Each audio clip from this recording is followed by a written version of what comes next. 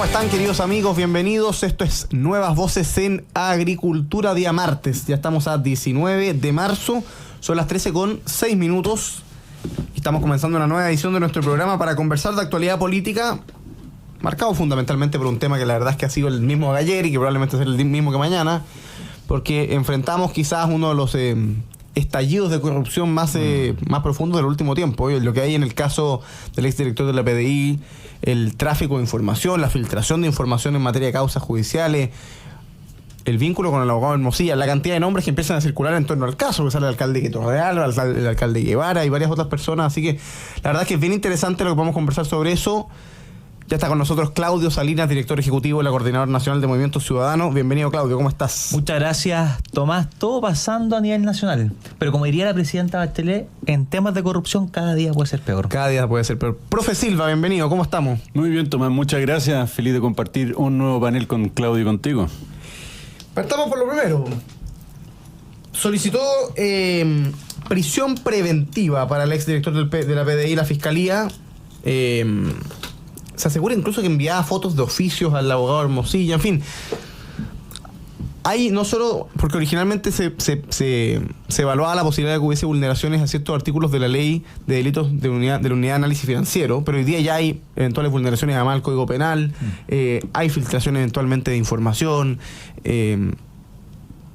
hay más de 700.000 páginas de transcripciones de conversaciones de WhatsApp del ex PDI, varias de ellas con el abogado Hermosilla, por supuesto, que además cabe la casualidad que todavía no está formalizado, lo cual es bastante interesante, porque el caso explotó en noviembre. ¿Dónde está Hermosilla? Y no está formalizado. ¿Y lo estará? ¿Lo llegará a estar? Esa es la pregunta. Serias dudas. Cada día tiene más poder Hermosilla, porque serias dudas. Es impresionante. La Fiscalía y el Consejo de Defensa para el Estado piden prisión preventiva para el exdirector de la PDI, para don Sergio Muñoz. Es formalizado en concreto por el delito de infracción al artículo 31 de la ley 19.913 y al artículo 246 del Código Penal. Hay una lista evidentemente penal, procesal penal, en fin, con lo que puede ocurrir con Sergio Muñoz y su futuro en términos procesales y en términos de libertad, pero al mismo tiempo hay una dimensión evidentemente política, institucional y social que tiene que ver con cómo cae esta denuncia de corrupción en que se ha involucrado el exdirector de la PDI en los marcos de la crisis de seguridad más importante de Chile en el último tiempo. Yo también diría en el marco de una progresiva reivindicación o revaloración de las Fuerzas Armadas, de las policías en términos de su apoyo ciudadano. Es bien delicado, es como un golpe a la línea de flotación el caso de corrupción de la PDI. Felizmente parece ser de momento, muy circunscrito al exdirector y no a otras figuras o no a algo más estructural. ¿Cómo lo ves, Claudio? ¿Qué te parece que puede ser el impacto en términos sociales y políticos del caso que se conoce? A ver, lo primero, Tomás, yo creo que en estos temas de corrupción, lo peor que nos puede pasar como sociedad chilena es que perdamos la capacidad de sorprendernos en este tipo de materia. La corrupción es grave, la corrupción debilita nuestras instituciones, debilita nuestra democracia y, por supuesto, las confianzas de la ciudadanía con nuestras instituciones. Entonces, lo que está pasando con estos casos de corrupción, lo que está pasando con estas filtraciones de la PDI es grave, gravísimo. Tal como ocurre en países bananeros, en donde en verdad da lo mismo las instituciones, da lo mismo lo que pase. Es grave y tenemos que entenderlo así. Y esto confirma una tesis que se ha señalado y que lo hemos comentado en este programa un montón de veces, y es que lamentablemente la corrupción está instalada en nuestro país. No es una amenaza, no es una tesis, no, está ahí. Y está instalada en las instituciones públicas. Ejemplo de eso hemos visto con los casos de fundaciones, ejemplo de esto hemos visto con las municipalidades, lo estamos viendo ahora con la PDI. Entonces, la pregunta es, ¿existe voluntad política para poder abordar el tema de la corrupción como corresponde? Y ahí yo tengo serias dudas. Porque esto ha sido transversal, si es que esto no pertenece hoy día a un sector político. Lo hemos visto en las municipalidades, como yo lo dije, lo hemos visto en el caso de las fundaciones de este gobierno, lo estamos viendo en el caso ahora recientemente de la PDI.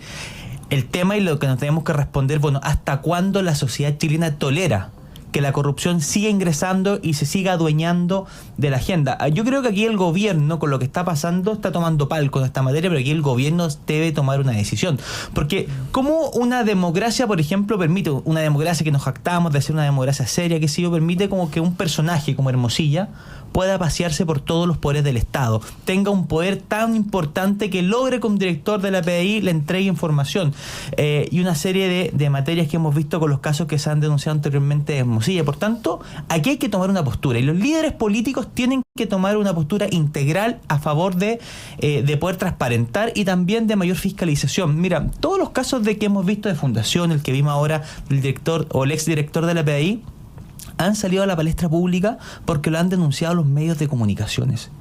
Pero aquí yo no he visto los controles dentro del Estado que logren, en primer lugar, prevenir que se generen estos casos y luego poder sancionarlo efectivamente, porque hasta el momento no hemos visto, por ejemplo, el caso de Fundaciones, nada concreto. Entonces, yo lo que pido desde un punto de vista ciudadano, Tomás, es que podamos recuperar las confianzas, y para poder recuperar las confianzas hay que dar señales claras, contrarias a la corrupción, y hasta el momento no hay voluntad política al respecto.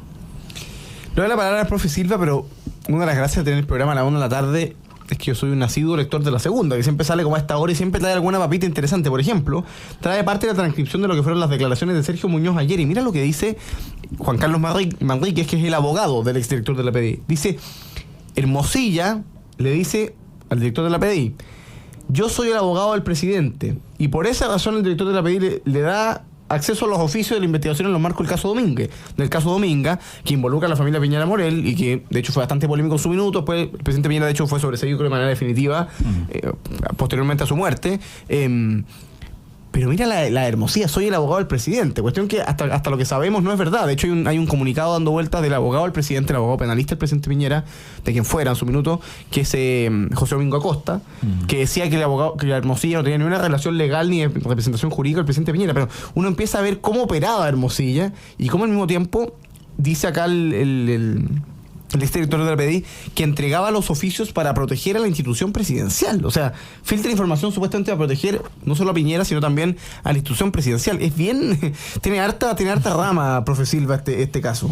Llega en un muy mal momento, si siempre es grave, si siempre es triste que una autoridad como el director de la Policía de Investigaciones incurra en una violación, o en lo que sería, ¿no?, una violación a la obligación de reserva, de secreto, cuando se están conduciendo ciertas investigaciones.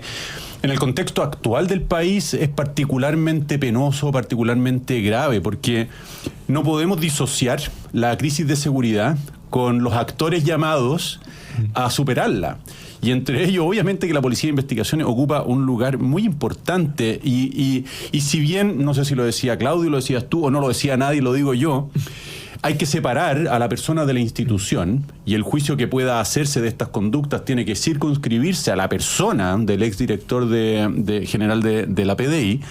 Inevitablemente, desde la percepción pública se instala una nueva razón para desconfiar de quienes están llamados a resguardar el orden público. Y eso obviamente que no nos conviene, como país no nos conviene. Y aquí yo quiero incluir me parece irresponsable llamado o insinuación del ministro de Justicia Luis Cordero a que Yáñez siga el ejemplo de Muñoz. Me parece muy grave.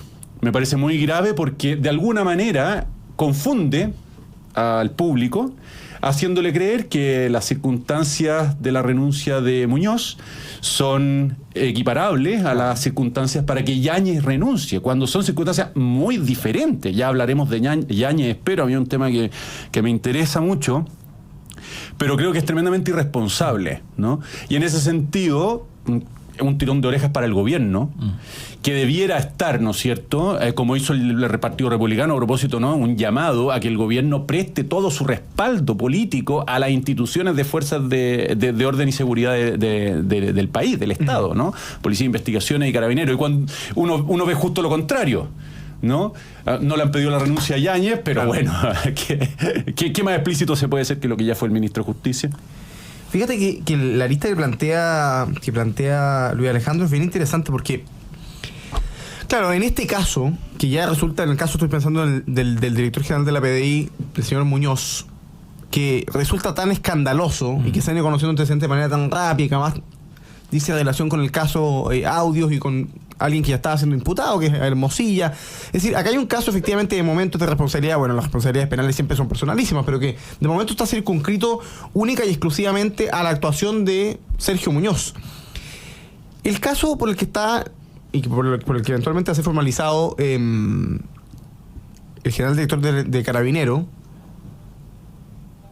es radicalmente distinto, porque es por la eventual omisión de responsabilidades de mando en los marcos del control del orden público, en los marcos más de la Revolución de Octubre de 2019. O sea, es por el ejercicio de su función. Hay una discusión al respecto a si que efectivamente cumplió o no con los deberes que tiene, pero en los marcos de su función, y además en los marcos de un debate mucho más profundo que tiene que ver con, bueno, hasta cuándo pueden actuar los carabineros y dónde están los límites que determinan cuándo hay exceso uso de la fuerza o cuándo es correspondiente. Pero lo más delicado es quizá lo gratis que le sale a Cordero, porque Cordero dice el fin de semana por televisión, oiga, yo creo que si usted es formalizado, renuncia. Y ayer la ministra Vallejo sale a decir algo distinto. Dice, oye, si es que Yáñez sigue en su cargo, es porque el presidente así lo ha querido. Con lo cual refuta al ministro de Justicia a las 25 o a las 24 horas, y el ministro de Justicia no sale ni a dar explicaciones.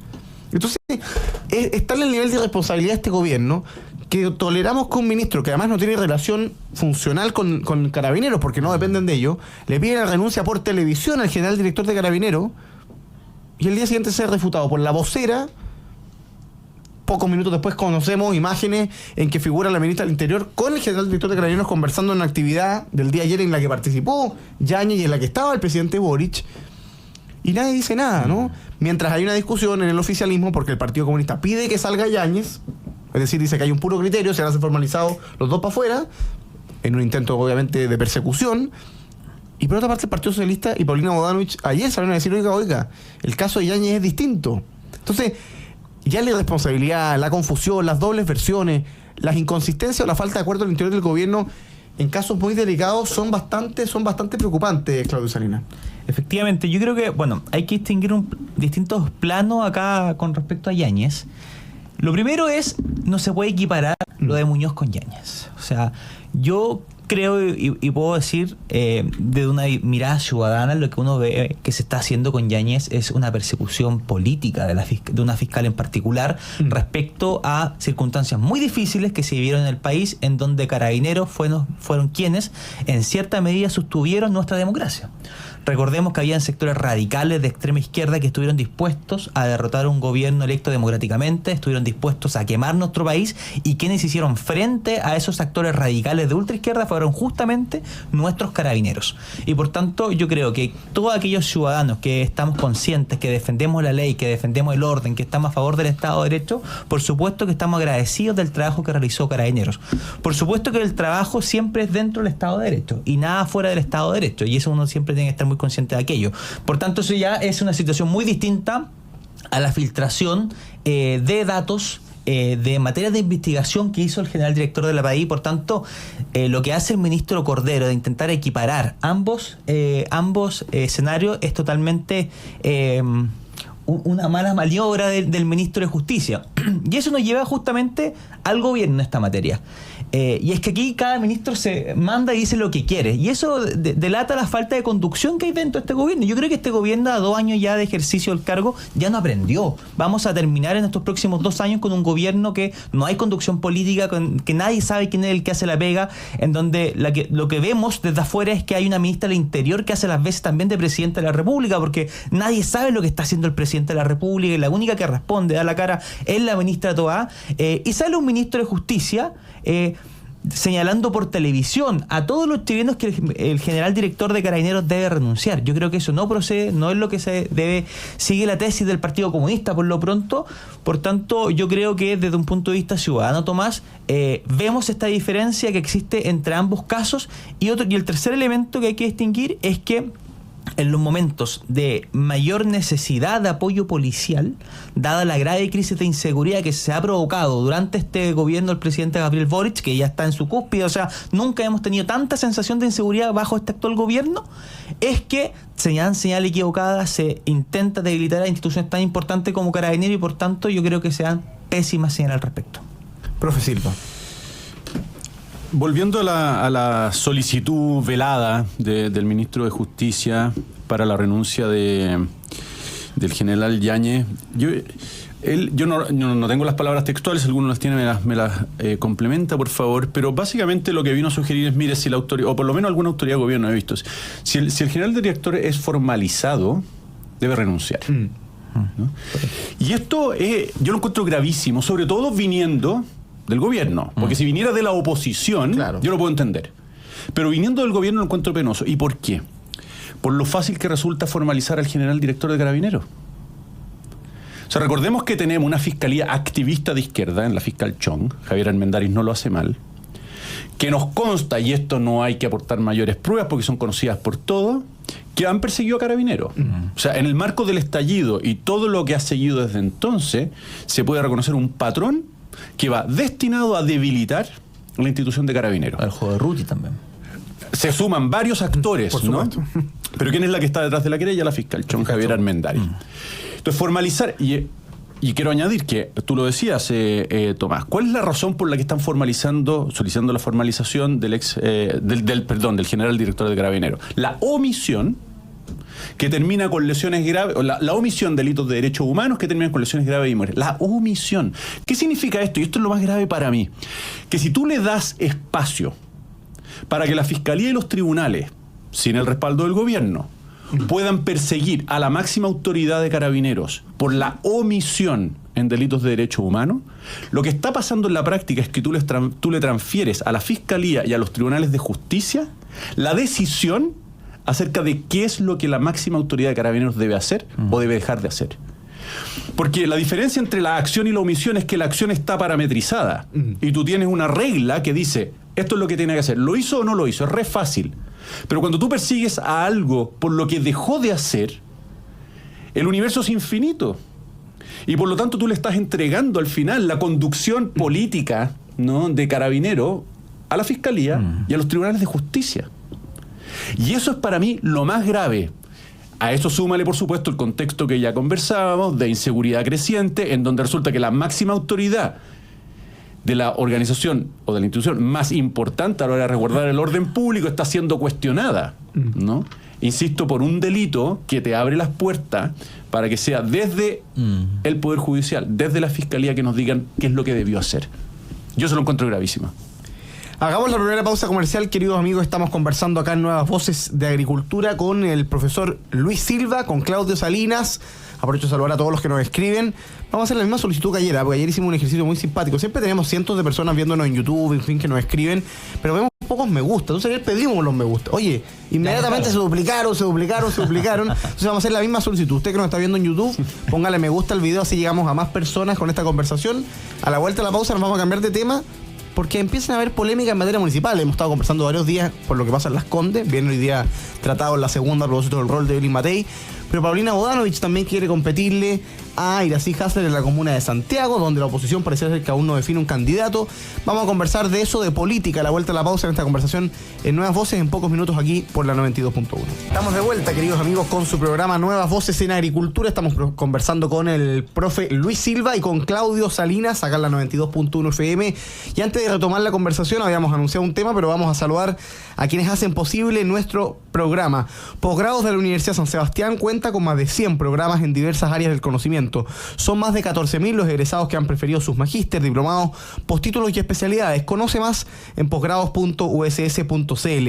En Enel buscamos cuidarte y que tu servicio eléctrico sea continuo y de calidad. Por eso, si sabes de un hurto de cables que haya generado corte de electricidad en tu barrio, puedes denunciarlo de manera anónima al 600-696 0000. Ayúdanos a evitar esta práctica ilegal y a mantenernos seguros con Enel. Y en AFP Capital queremos ser tu AFP. Con nuestra video atención podrás conectarte con un ejecutivo, estés donde estés. Tema municipal. Uy, queda poco tiempo más para que se tengan que inscribir las primarias municipales. Sí, el 27. En abril, 27 de abril, 27 de abril.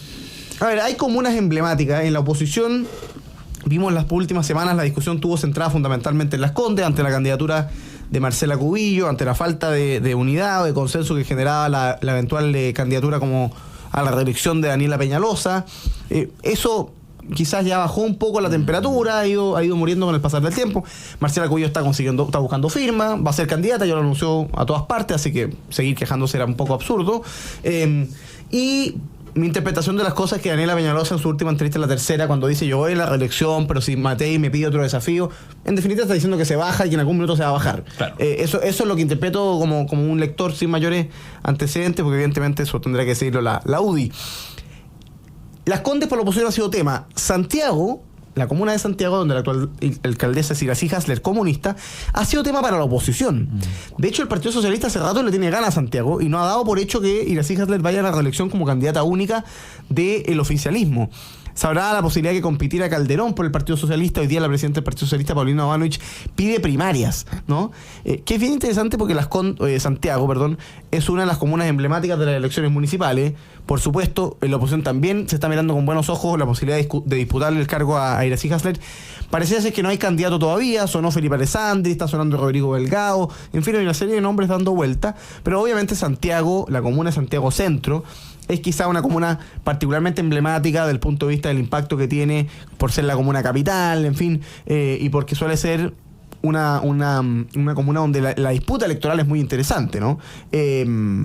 Hoy día la alcaldesa es comunista, lo cual es bastante impresionante. Una comuna que además, claro, ella sigue el discurso del gobierno, dice que está mucho mejor que cuando lo recibió, pero basta que usted se baje en cualquier estación de metro que caiga en la comuna de Santiago.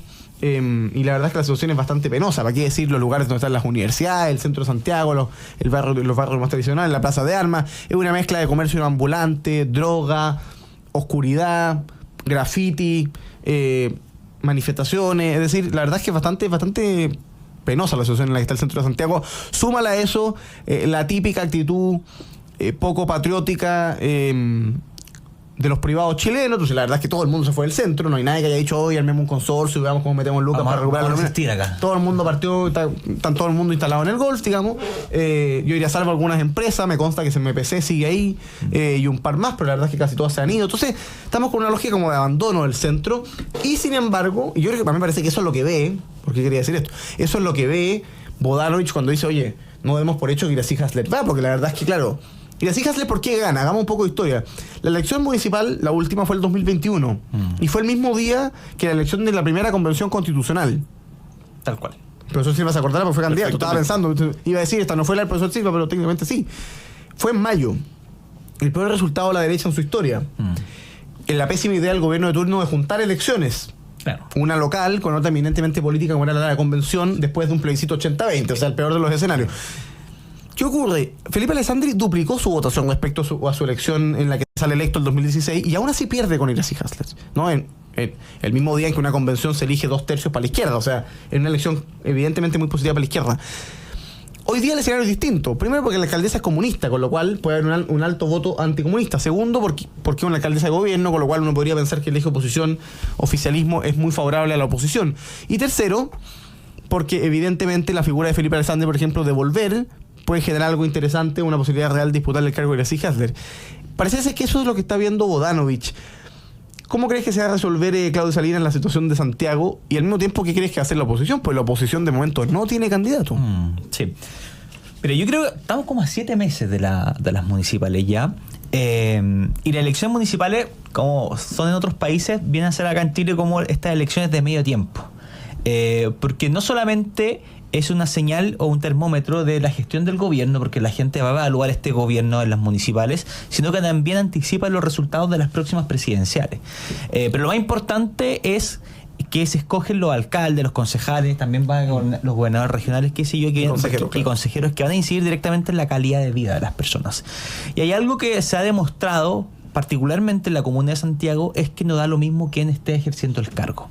Hemos visto que muchas veces desde el gobierno, pero también en los gobiernos locales, la visión ideológica de la izquierda ha impedido que se pueda combatir con fuerza la delincuencia, ha aumentado la inseguridad, la gestión ha sido muy mala y los vecinos están siendo víctimas de esa mala gestión. Entonces, yo creo que es una oportunidad bastante importante para poder sacar malas administraciones, y para poder sacar malas administraciones de izquierda también se requiere un buen acuerdo de parte de la oposición y la oposición en general. Yo creo que es un deber hoy día de todas aquellas personas que nos sentimos oposición al gobierno del presidente Gabriel Boric, más allá de la postura política, la militancia de algún partido en particular, entender que debemos estar unidos para enfrentar estas próximas elecciones municipales, pero con salvedades.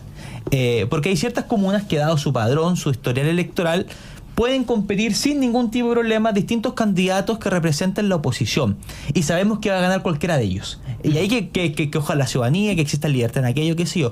Pero en otras comunas tan importantes que hay que recuperar, como Santiago, como Maipú, como San Bernardo y un montón más en las capitales regionales del país, hay que ir o con pactos por omisión, pero con un solo candidato de oposición, de tal forma que logramos recuperar esos municipios, pero no recuperarlo a cualquier costa. Yo también creo que hay que ser muy consciente de que lo que hemos visto durante estos últimos meses, y la opinión pública también ha estado muy atenta, es con respecto a los casos de corrupción en las municipalidades. Por tanto, esa lógica del que tiene mantiene, o de llevar malos candidatos pero que pueden ganar, pero que sabemos que podemos tener malos resultados, como por ejemplo en el caso de Maipú con Katy Barriga, eso no nos podemos permitir como quienes estamos en la oposición. Por tanto, yo espero que se lleguen a buenos acuerdos que nos permitan sacarle del poder en los municipios locales a la izquierda, que ha demostrado que ha hecho una pésima gestión, y que también esto sea una derrota también para el gobierno del presidente Boric, que se va a ver consumada, yo creo, en octubre de este año. Profesor Silva. Yo creo que el PS está jugando. Creo que está jugando cartas para negociar otras comunas. Sí. Yo no creo que tenga intenciones reales, o mejor dicho, posibilidades reales. Intenciones quizás las tiene, posibilidades reales de competir en Santiago contra Iracy Hasler. Creo que no las tiene ahora en la etapa de negociación, y creo que no las tendría si es que en una operación suicida decidiera llevar un candidato paralelo. Por lo tanto, lo que está haciendo es justificar la negociación que probablemente tienen otras comunas, en particular, creo, Quinta Normal. Por otra parte, no hay que olvidar que Daniel Jadue tiene que dejar Recoleta, un bastión en donde el comunismo se ha nutrido con gana, lo cual, conociendo un poco la idiosincrasia del Partido Comunista, me hace pensar que no va a soltar Santiago. Sí, va a mantener ese feudo mientras pueda. Y yo creo que está dispuesto a invertir mucho capital en conservar ese feudo en particular. Claro. Y sabemos que también, no sé si sea exclusivo del comunismo, pero se destacan por la solidaridad entre sus miembros. Y recordemos que está Barraza ahí, no se nos puede olvidar que Marcos Barraza llega después de la crisis de Sierra Bella a poner control de daños al interior de la municipalidad con una conducción política nefasta por parte de la alcaldesa, en donde cada vez que intervenía era una palada más en la tumba que estaba acabando para su propia gestión.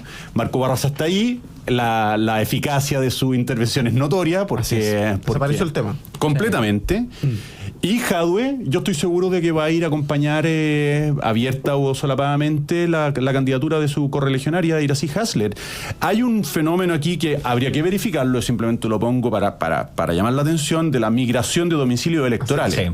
Sí, ¿no? Muy denunciado Santiago. Efectivamente. Yo creo que ahí, más que estar pensando en duplicar el número de días, ¿no es cierto?, a 2 de las elecciones, yo haría un llamado ahí al servicio electoral a mirar con mayor detalle este fenómeno de la migración de domicilios electorales, porque si bien la ley hoy día lo permite, creo que como buenos chilenos le hemos encontrado la maña al sistema para hacer trampa.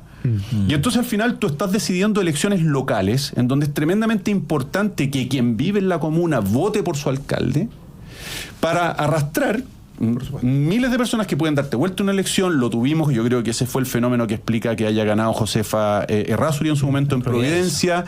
Es lo que creo que explica que haya ganado Iracy Hasler, pese a lo que tú señalabas, que Felipe Alessandri en la elección en que pierde contra ella, saca muchos más votos, y no sé si duplicó, pero sacó miles de votos más que lo que la primera vez. ¿Cómo se explica ese fenómeno, no?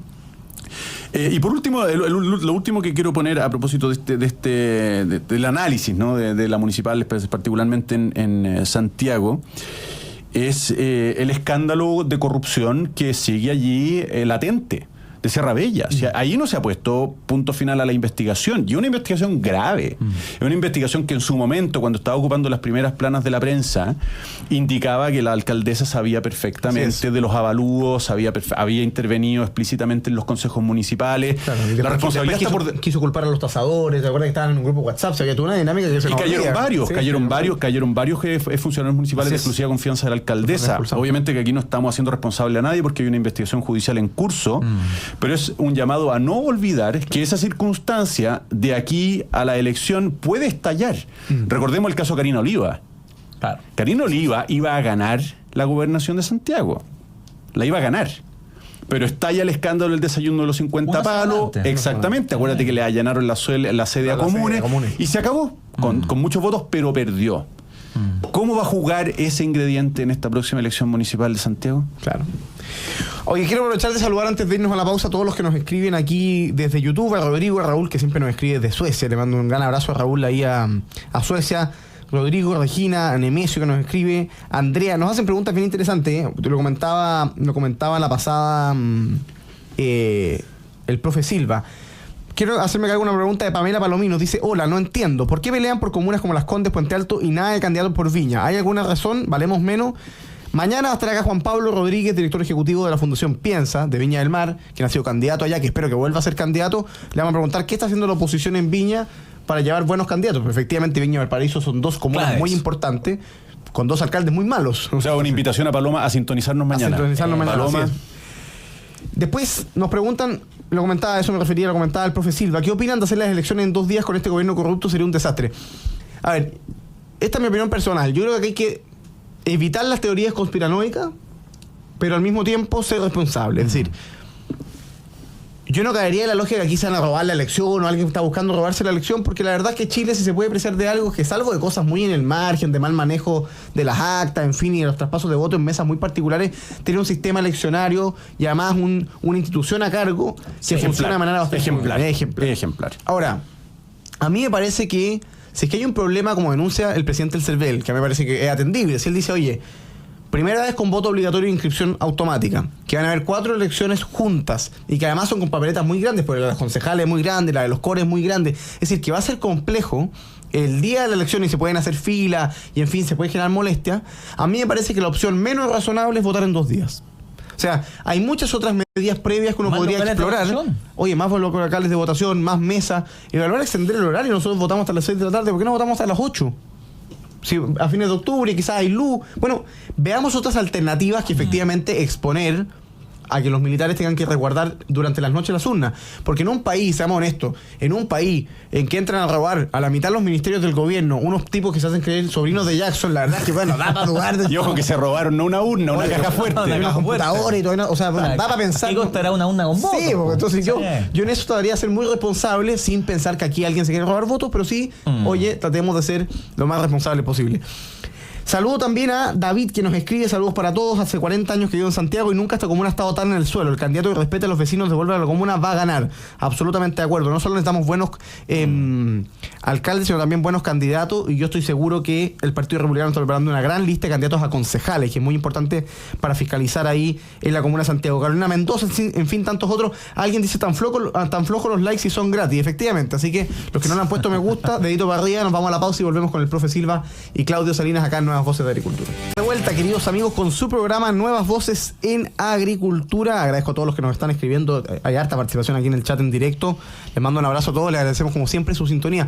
Nos quedan pocos minutos de programa, pero vamos a pasar a hablar de uno de los temas quizás más ridículos, más penosos de este gobierno, que tiene que ver con la economía, porque el ministro Marcel, ayer el Banco Central dio a conocer que Chile, todo el mundo anunciaba un crecimiento del 0%, una recesión para todos los efectos técnica en la economía de Chile, el crecimiento del PIB del 2023.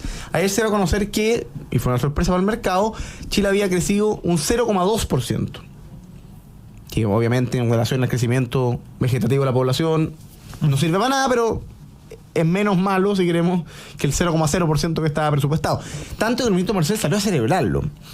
Y no solo salió a celebrarlo, sino que salió a polemizar, porque había sido criticado por el economista Klaus Schmidt-Hebel, que había dado una serie de cifras en torno al crecimiento del PIB per cápita, incluso había dicho que esto se estaba pareciendo en alguna arista al gobierno de la Unidad Popular, que fue el tema que más le molestó a Marcel.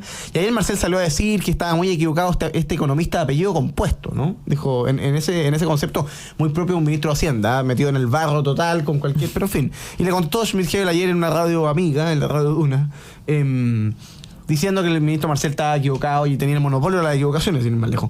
El punto de fondo es que la situación de la economía chilena evidentemente es bastante lamentable. Chile es un país que no crece.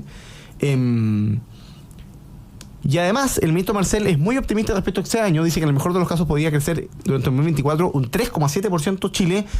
Pero la verdad es que hay dos cosas que no dice, que son bien evidentes. Primero, que la situación de Chile es mala, pero no es más mala, entre otras cosas porque las medidas del ministro Marcel han sido rechazadas. Es decir, si la reforma tributaria del ministro Marcel hubiese sido aprobada, ¿Chile estaría mejor o peor? si la constitución que quería el ministro Marcel hubiese sido aprobada, ¿la economía de Chile estaría mejor o peor? Bueno, probablemente estaría peor. Entonces, el ministro Marcel le debe buena parte de su economía a la oposición. Que ya es mediocre la situación económica, pero se la debe a la oposición. Y en segundo lugar, lo que no dice es que Chile enfrenta al menos 2 o 3 discusiones importantes en materia económica que generan mucha incertidumbre en el mercado. Yo diría, uno, la reforma tributaria que va a ingresar, que implica un aumento, entre otras cosas, a los impuestos a la renta y creaciones de impuestos a las ganancias bursátiles, lo que evidentemente genera un desincentivo al funcionamiento del mercado financiero. Segundo, hay una discusión que se está dando hoy día en el Congreso Nacional que tiene que ver con un proyecto de ley anti-evasión y anti-elusión, que es el típico proyecto con un título bonito, pero que si usted entra hace el doble clic, es bastante peligroso. Y tercero, la reforma previsional, que en definitiva lo que busca es crearle un impuesto de 6% del trabajo a todos los empleadores chilenos y que además un 3% de lo que coticemos adicional no nos va a llegar. O sea, cosas que evidentemente van a dar una flotación del campo económico. ¿Cómo ves el tema económico, Claudio Salinas? ¿Qué te parece que Marcel esté celebrándose el 0,2% del 2023? Bueno, que un gobierno celebre este nivel de crecimiento demuestra lo que son. Es un gobierno deficiente, un gobierno que no ha estado a la altura, un gobierno que lo único que puede celebrar es esta cifra en materia económica. ¿Cuál ha sido el promedio? ¿Cuál ha sido el promedio de crecimiento de Chile entre el año 1990 al 2002? El promedio de crecimiento del país anual ha sido de un 4,6%. O sea, eso fue el promedio desde el año 90 hasta el año 2002. Hoy día es un 0,2 o un 0,3 que están celebrando. Chile no crece o crece muy poco. Estuvimos a nada de recesión. O sea, en verdad lo que están celebrando es que no entramos en recesión, en que no se contrajo aún más la economía. Pero Chile creció muy por debajo del promedio mundial de crecimiento proyectado para el año que era el 2, que era un 3%, muy por debajo que la región, que era un 2,3%. Entonces, Chile no está creciendo, está estancado y el ministro Marcel celebra malas cifras. También señaló que un efecto importante de esto era que se controló la inflación. Pero por favor, fue una inflación que ellos mismos crearon con los retiros. Pues, sí, recordemos que este gobierno hizo su campaña, el presidente Boric concurrió a votar a favor de los retiros. Hubo un ministro, que fue el exministro Jackson, que lo esperaron no sé cuánto tiempo, un diputado socialista, naranjo, hablaba, hasta que parara su cuarentena para poder llegar a votar y seguir aprobando los retiros. Por tanto, este gobierno llegó en base a los retiros, en base a la inflación, al gobierno, llegaron al poder y hoy día celebra que controlaron algo que ellos mismos provocaron. Por tanto, yo creo que son malas noticias en materia económica. O sea, si es que el promedio de crecimiento antes era un 4,6 y hoy día estamos celebrando un 0, y tanto de crecimiento, significa que son pésimas noticias, pero estas pésimas noticias no son malas solamente porque uno dice, mira, con esto se le está pegando el gobierno. Estas son malas noticias porque son familias que dejan de percibir sueldos, son familias que no dejan de percibir creación de nuevos empleos, son sueños frustrados y que lamentablemente están azotando la realidad de muchos chilenos, que cada vez es más dura. O sea, desde la pandemia no habíamos visto tantas personas que se le han desvinculados por necesidad de la empresa. Y eso significa menor sueldo para las familias, se generan menos ingresos y por tanto estamos viviendo una verdadera crisis producto de las malas políticas que ha implementado este gobierno en materia económica. Profe Silva. Tomás, antes de darte una respuesta o dar mi opinión sobre el tema, quería mandarle un saludo a todos los José, a todas las Josefinas. San José. Hoy día celebramos, un San José. ¿Y quién no tiene por ahí un nombre José o un pariente con el nombre José o Josefina? Así que un saludo a todos. Mira, respecto de las declaraciones de Marcel, a mí se me vino a la cabeza la reacción que tuvo Churchill cuando rescataron a todos los soldados de la playa de Dunkerque. Porque en Inglaterra se celebró el rescate como si hubiese sido una victoria. Y él dijo, mira, esto es una retirada y las guerras no se ganan con retiradas. Cierto que había que rescatar a todos esos soldados para después poder emprender la guerra ofensiva, pero aquí estamos ante algo parecido, es decir, no se celebra, ¿no?, el término de la inflación y el crecimiento del 0,2%. Eso es como rescatar a los soldados de la guerra antes de que los masacre el ejército alemán. Por tanto, no se celebra. Esa es la primera idea, ¿no? Esto es una condición para eventualmente llegar a crecer, que está por verse. Por supuesto. Y la segunda idea tiene que ver con el celebrar algo que se aleja tanto, ya lo decía de alguna manera Claudio, celebrar algo que se aleja tanto de la percepción cotidiana de las personas. Porque la percepción cotidiana hoy en Chile es que la plata alcanza para menos, que cada vez hay más gente alrededor tuyo, si no eres tú mismo, que ha perdido el trabajo. Y el horizonte no es promisorio. El horizonte se ve oscuro y todos sabemos que estos son medidas o cambios que toman tiempo de notarse. Entonces esa es la segunda observación no celebrar algo que para las personas en su vida cotidiana tiene una percepción completamente contraria. Claro, resulta casi frívolo. Es frívolo, de hecho. Es mi segundo comentario. Fíjate que ¿a quién se lo escuché? Creo que a Patrick Poblete de República, que decía, ¿no? Pero ¿cómo la frivolidad se toma este gobierno, ¿no? Porque, claro, no hay nada más frívolo. Porque un problema muy grave para un gobierno es cuando la comunicación que da, los mensajes que transmite, resultan ser una patada en la guata para los chilenos comunes y corrientes que ven un gobierno que vive en otro país, ¿no? Es un poco la lógica que se producía cuando algunos pedían que se levantaran más temprano para no pagar el pasaje del metro, para comprar flores, que fue parte de lo que se empezó a caldear para el 18 de octubre. Bueno, cuando el gobierno dice estamos mejor que hace 2 años, eso evidentemente no es verdad, pero no es verdad porque la gente no lo percibe así.